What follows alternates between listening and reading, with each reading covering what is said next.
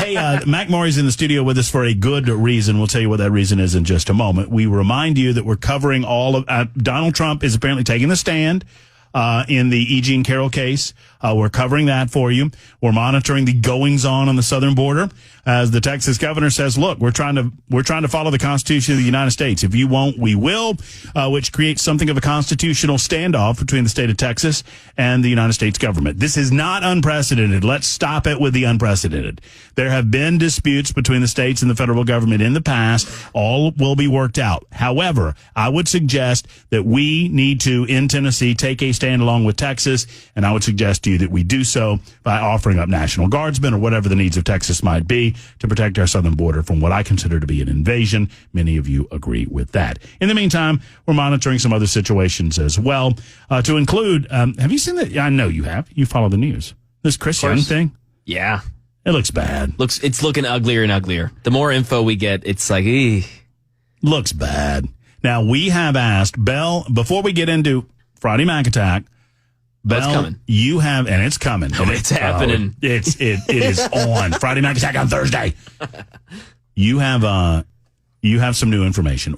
I asked Bell, as executive producer of the broadcast, to reach out to the Alcohol Beverage Control Board. Okay. Whoever their public relations person is, we wanted to have them on, right? Love it. Yeah. Bell is not in a good mood today. No. Do you know why? Do you know why that is, Mac? Why? Do you know why Bell's not in a good mood? Because he had to deal with government. That's why. Oh, that's 100% true. That's why. I'm telling you, if the government would just act more responsive to the will and needs of the people that they govern, we would have far less. The DMV, for example, is the front porch of government for most people. Mm-hmm. And the DMV sucks. It sucks. Oh, it's terrible. It's the worst place. But if you want to know sucks, so tell us about your experience real quick. So I went to the website that you had sent me the link to, and I called that number that is on that website, and it wouldn't even ring. The call just disconnected each time. But the number's still up there on the website naturally. So there was a second number, and I called that one, and lady was very kind to me, but did not seem to have an understanding of who I was trying to reach and what I was trying to do in terms of having somebody from the department come on and define what their powers are versus what the police department powers are, what their mandate is versus a police officer's mandate. And I was getting so frustrated that I finally called Senator Jack Johnson's office, who's a very good friend of the show and the Senate leader here in Tennessee. And if any of you namby-pamby liberals ever say that Jack Johnson is not in favor of reducing gun violence, you can kiss my butt, because he kept me from sticking a gun in my mouth, because he went out of his way to help me contact you guys just think I'm dark. Exactly. It's Bell's turn on Super Talk 99.7 WZ. Go ahead, please. And so he knows the gentleman who is the head of media relations over there, and he was like, I'm going to pass this off to my assistant, and he'll take care of this for you. We'll get you hooked up. And about 15 minutes later, Jack sends me a text going, hey, this guy's going to call you. And he did, thanks. And again, super shout out to Jack Johnson, because I wouldn't have gotten anything done if it hadn't been for him. And then the gentleman called me, and I explained to him what we wanted to do in terms of the A/B comparisons. And he asked if there were going to be questions about Chris Young. And I said, well, this entire interview arises out of that event. And, that's why we want to know what an ABC agent is versus a police officer. And he said, well, we've already put a statement out regarding that. I can email that to you. And I was like, well, okay, but, can we get somebody to come on to talk about the difference in... Yeah, more generally, what authority do you have to ask for my identification inside of a bar? What can you not do as an ABC agent? What are you expected to do, versus a police officer? It's a public service.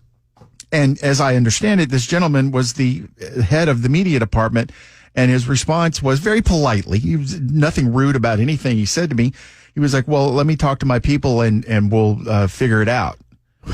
Well, I was under the impression he was the people. You are the people. What? You're the head honcho of this department. And so it was just, a lot. If I deal with that, and you brought a great point up, Matt, if I'm dealing with that as a member of the media, And I have to go to that extent to call a senator. No, we had to call in a favor. In order for you to get to that point. Use a connection. And again, I thank you, Jack. You were so helpful. I appreciate the efforts right in the middle of, the General Assembly. But what does a normal person have to do as a business owner or a patron or whatever the case may be? Garbage. Yeah. It's trash. Total garbage. Because the question is a good one. It's not specific to the incident involving Chris Young. I want to know what authority that ABC agents have to demand an identification from me. What is if I'm sitting in the doghouse or sitting in tin roof and I'm just minding my own business, I've committed my obligation is to show my identification to the bartender or to the representative for the bar. And I've done that. And they have every right to refuse you if you don't. That's right. If you don't show that. And they can tell me to leave. So some rando who says he's from the ABC board walks up and says, hey, I want to see your ID. Go pound sand, buddy. And street clothes. Yeah, what authority do you have? Well, now, in this case, and I wouldn't get into specifics with the guy, in this case, Chris Young shows him his ID. He scans it. And then, I can just see myself. I don't know Chris Young, but I can just see myself doing this. I do it, not really understand and then I'm sitting there going, like, what the hell just happened? And so he goes to ask the guy what happened. And we now see on the video that he just kind of stopped him. He lightly touched his hand on the guy's shoulder, and the guy shoved him to the ground. In the report that the ABC guy, he just lied in the report. He said that Chris Young pushed him. A lie. Yeah, absolute lie. Absolute lie. And he needs now, to be fined. if you want to take the definition of assault down to its bare minimum, Chris assaulted him because he touched him. But you can tell through the interactions, he was trying to get his attention. He was not trying to accost him, and the guy's response was way over the top. And then immediately Young just kind of puts his hand and says, whoa. Hey, no, I don't. And then they arrested him. Anyway, nuts. But I just want to know, because I don't believe that I have any obligation as a citizen. If Mac Maury and I are sitting at a bar and Belle Kay is there, sadly. Sadly, thanks. Make my day worse. So me. I just realized I should include it. The three of us are sitting at a bar, and then some guy that I've never met in my life, and he says, I'm from the ABC board. Well, Suck it. Yeah, no, get out of here. No, what? Go talk to the owners of the bar, whatever. Yeah. And if he demands, I want to know if I have to show him my identification or not. I don't think that I do. I'm not being accused of doing anything wrong. Yeah, and for a agent of the state to force you to ID yourself, they have to have reasonable, articulable suspicion that you have committed a crime, you are committing a crime, or you're about to commit a crime. And if you're not doing anything wrong, you can tell them, I'm not showing you anything. I'm sorry, I'm laughing while you're talking. You're very right. I heard every word you said. Read what Jason said on the super text line. It's always Jason. Look, Jason gets to do what he wants. Look, did you see the cake? That's from Jason. Yeah. Grab the cake. Get up and grab the cake and show the listening audience. So if you missed it in the first hour, Monday's episode is our 500th edition of the Matt Murphy Show on Super Talk 99.7. And Jason, look! This is amazing. That's a bun. We're going to crack that thing open here. This is awesome. It says that's good. That's good really stuff right there. All right, we've got Friday Mac Attack coming up. As a matter of fact, Jason said, I'm gonna sanitize it as needed. Jason said the ABC guy reacted like my wife does when I tell her that I want relations. Get out of here! What are you talking about? You're arrested. You're in the doghouse. What? I just what? I just a request. With all that in mind, ladies and gentlemen, it's 2:15. I know that it's just Thursday, but it's my Friday. It's time for Friday Mac Attack. A whole segment of Cougar Chow. It's the Friday Mac Attack on the Mac Murphy Show. All right, Mac Maury. But before we start, I need to apologize to the Super Talk viewers. I don't know what the hell that camera's doing, but I'm fighting with it, and I'll try to keep things framed as best I can for you. Are you talking about the big boy? You could just do the two. No, that one's off too, so let's just do it, and I'll work it. All right. But I apologize to It's got a mind of its own. It does. You have to deal with it, right? It's very weird. It's odd, but we'll figure it out. We'll get there. Look, we're building. We just passed a year of Talk TV at all. Let's go. And at first, there was no camera in there. There was no secondary camera. There's no background here. There's no background. I mean, we're growing. We're doing lights. We're We're doing things. It's like your podcast. It's happening. Yeah, Give me you're some time. behind the 8 ball, right? It's not behind the 8 ball. It's behind the box score. I thought it was, behind the box score. I thought it was behind the 8 ball. It's kind of like what you are. Yeah, exactly. When it comes to your what this draft is currently behind the 8 ball. Yeah, we are behind the 8 ball. But, all right, no news tease for Mac Maury because we're not going to have time. So, what do you got? So today, I thought we should. Do you want me to explain it? We've been doing it a while. Do you want me to get the? Everybody knows where the draft is, right? We draft like we're drafting a sports team. We each get a selection. Once a selection is off the board, nobody else can take it, and it's different subjects. There you go. That's it. Yep, 3 rounds. We each get 3 picks, 9 total picks. Today, we will be drafting the worst places for a first date. It's a fun one. It's a good one. Worst places for a first date. Yep. Worst places you could take your person. You've met someone. Yep. You like them a lot. Yeah. Maybe you met them at, your place of business, church, maybe at college, school, randomly meeting them at the grocery store, strip club. Sure. Never tell you the time that Bell met his ex-girlfriend at the strip club? No, not just my ex-girlfriend, my first girlfriend. His first girlfriend. Yes. She was working there. She was working there. That's a true story. Absolutely. What? Absolutely true story. Strip club might be in the running for one of us to draft. Yeah, I was about to say that's a great draft. It's a pretty good draft. Actually, now that I think about it, we should probably shut up. All right, so worst place to take your significant other. Here's what I want to do. And I don't know how to do this because we've wasted so much time. All right, we'll just have to go quick. Okay, let's get the draft order. We always do it by odds or evens. Bell, you ready? Yeah. Odds or evens, and 1, 2, 3, go! Oh, wow. First pick. Let's go. All right, Bell, what am I holding? 1. Yeah. All right, so it goes Mac Maury, Matt Murphy, and then Bell K. What is the worst place to take a first date, Mr. Maury? So I've kind of got a hot take here. This is not, what's been mocked as the number 1 pick. Scouts haven't been looking at this guy, but I look at this and I see it different. I think there's a lot of potential here. Bowling alley.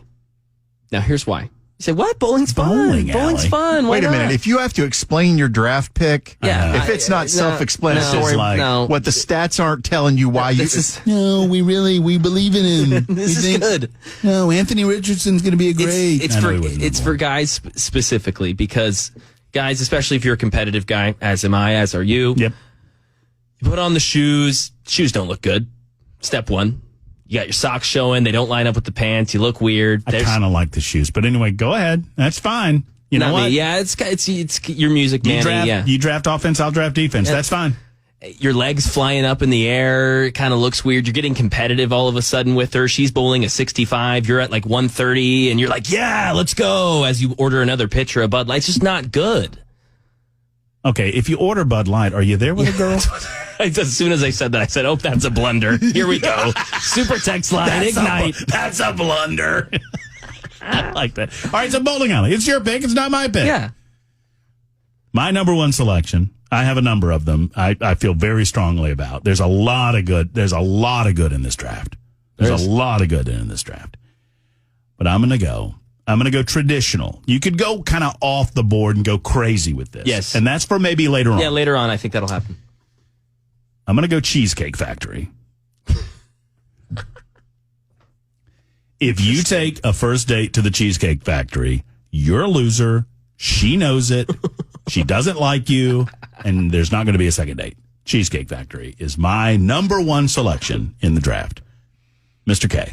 This is actually something I do not do because there's absolutely no interaction when you do it. But I will not take a first date to a movie. Because all you do is sit and stare at a screen for 2 hours. You're not interacting at all. There's no exchange of information. So it's like, what's the point? Yeah, I think that's great. You learn nothing. By the way, Keith writes in and says, bowling, legs flying everywhere? What kind of bowling is that, Maury? It sounds like my kind of bowling, actually, but, Matt's whatever. a very violent bowler. You know what I'm talking about? The follow through. And Dakota, I like your selection so much that I might steal it for one of mine. Anyway, It's such a good. I'm gonna look. Whatever. Yeah, that's an advantage you guys have. I don't have access right now currently. Selection number 2, Mr. Morey.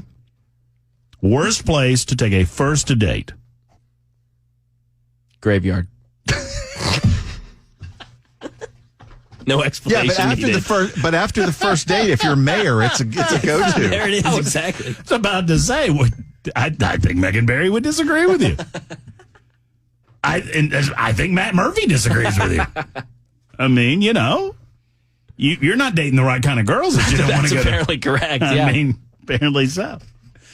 My number 2 selection is the dump. What? The dump. The dump. Why would you take a girl there ever? Right.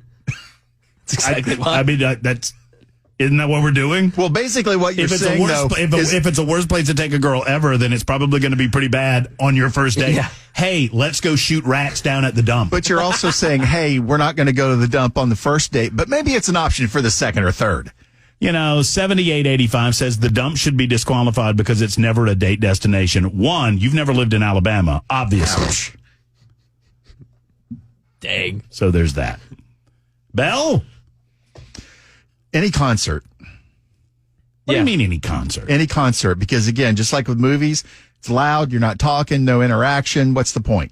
I disagree, and I'm not going to judge your draft methodology. I'm saying that specifically for a first date. I disagree with your draft methodology. I think that there can be comfort in movies. I think there can be comfort in concerts, and it can help. I don't believe in comfort. I think it can help fill the void. I mean, never mind. I'm not going to.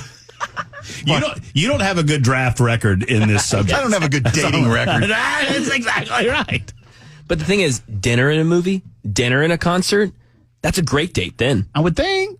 Because then you start with the dinner, you talk, you get to know each other, get a couple drinks, right. You go to the movie or you go to the concert, you have a great time. You whisper. Yeah, you like that? What's he doing? Yeah, exactly. Yeah. I kind of like that. Yeah, we don't like your draft. Yeah, I was about to say, I'm out. I'm out on your draft. Your draft is trash, Bill. I don't care about your opinion. Which is something that Bell has said on plenty of first dates. Your opinion means very little to me. That's right. Bell, that's a go-to line for Bell. Exactly. I'm going to go any sporting event. Well, especially with you, because you're not even going to realize they're there. No, I'm not even going to be talking, looking at them. She'll say, hey, where did you go to? Shut up! Stop! The play's happening. All right, we're getting a lot of great responses, and I'm not going to use any of them, so I'm just going to throw some of them out there. Yemen. Which is the one I was this when it's being attacked or no? A funeral is pretty good. Yeah. Well, you never take a girl to a funeral because you can pick them up there. Just like if it's a husband who died, at least one single woman's there. Yeah. 2151 says, I just got in the car. I'm late. Why are y'all doing Friday Mac Attack draft? Because I'm out tomorrow. That's why. 2151. My number 3 choice. What are your 3 choices now? You've completed your draft. You went bowling alley, trash. You went graveyard. That's pretty good. Sporting event. Sporting event. Are you worried that you're going to pay attention to the sporting event and not the girl? Yeah. No, it's not. It's not might. He would be paying attention to the game to the exclusion of the girl. Yeah. Okay. Hey, I'm kind of hungry. You want to go get a... Shut up. Stop. Whoa. I would never say that. Whoa. Close your cake hole when they're in a huddle. I'm going to go for my third selection. My number 1 pick was Cheesecake Factory. Feel real good about it. Number 2 was the dump. My number 3 pick, we're going to go a little more on the board. The gym. Ooh. It's not a good first date. No. Hey, I mean, for obvious reasons, I don't think I need to say any more, ladies. How would women respond if you say, you know what, where we should go for our first date? The gym. Well, what? Because you look like you could lose a little. But if they're both already buff and in shape, a lot of times people will do that. Yeah, but you're not going to ask, But then you meet at the gym probably too. Yeah. Yeah. The gym. I'm standing by it. Bell, final selection. Well, you foreshadowed mine like an ass, but a strip club.